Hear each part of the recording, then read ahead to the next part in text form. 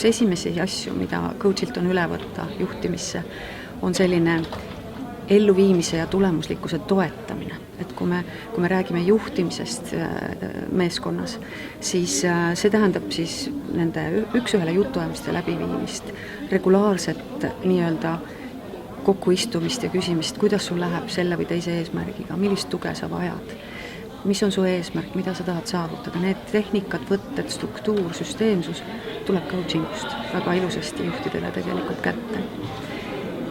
Veel peaks juht õppima coachi tööst seda, kuidas aidata inimesel tähendust luua oma tegemistesse.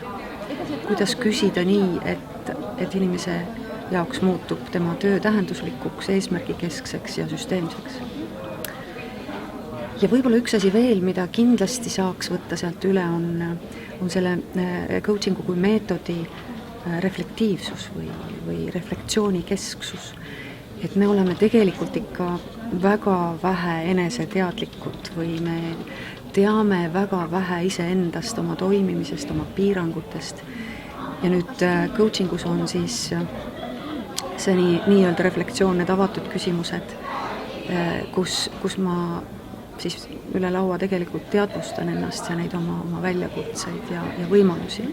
Ma arvan, et selline coachiv juhtimine oleks ikka väga-väga tore tänases maailmas.